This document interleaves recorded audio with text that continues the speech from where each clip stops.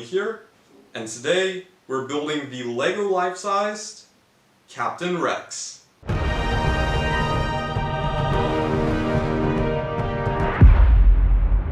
As I've recently mentioned and started to do with my Building Springfield series, which is to build Springfield digitally first, we will be doing the same with our Building Captain Rex series, which means to build Captain Rex digitally as well.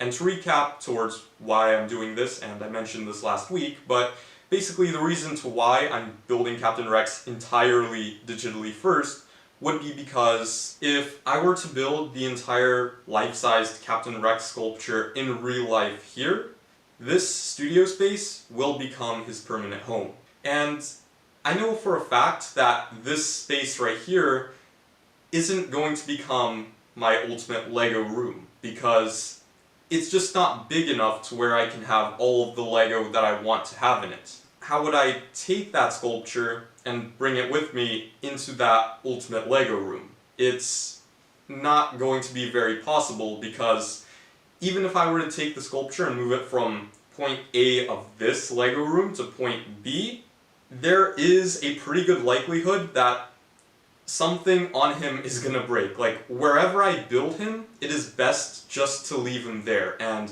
not to touch him at all. And considering that I am not going to be using glue on this sculpture whatsoever, I am more towards the LEGO purist side of things, and I would like to keep the sculpture without the need of glue, and I think it would be that much more impressive because of that. I do not see the need of me building this massive LEGO sculpture in this LEGO room. And as an added bonus to building it digitally first would be that I would have a layer by layer guide of how exactly the model should look from a top-down view each layer up. It would feel far more like a legit LEGO set to where I am building a UCS LEGO Captain Rex, which would be, in my opinion, now that I look at it, far better than what I'm doing right now, which is looking at all of the reference pictures that I have and trying to piece something together and figuring out which bricks would go where, and for everything to be structurally stable. It would just be built a lot faster. Sure, it would take quite a bit of time in the planning phase, but it would be far more enjoyable in the outcome once we actually get to building the real thing. And so with that being said, this building update, we're going to be changing things up a little bit in regards to which part of Rex will we be building.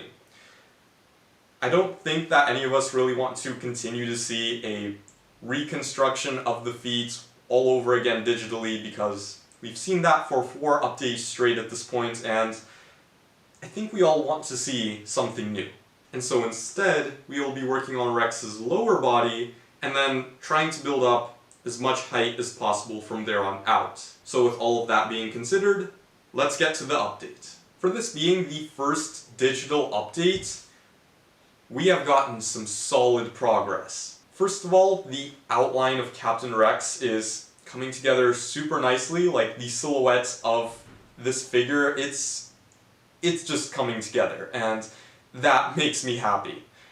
Right now, I have focused upon building the white armor aspects to the build, and not so much upon the camo or the black undersuits, which eventually I will get to that, but because this is digital building, I can jump around from point A to point B of the sculpture and not have to worry about any part of it necessarily breaking, because, you know, if I were to build a little bit too high here, it might collapse, but no, gravity doesn't exist in the digital world of LEGO building. I'm also really liking the attention to detail with the armor overlap going over his abdominal area to where it is accurate to the in-universe character, and it's details like those that ultimately tie the entire sculpture together. The utility belt is another point that is very interesting, because from the outside we can see that the utility belt is there, however the actual waist on which the utility belt sits on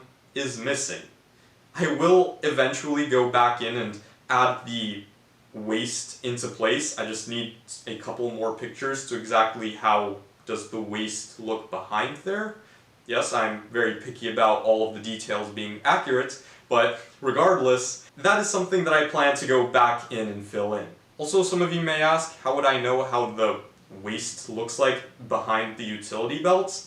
Well, it's pretty simple. If you look at the very top layer of the waist, of where it begins, it basically just repeats itself all the way down to the end of the utility belt, meaning it's just a straight down column all the way down. There is no other way how that waist and utility belts could work otherwise. Also on the topic of the utility belt, in the back there is a thermal detonator, which is composed of much more specialized Lego pieces.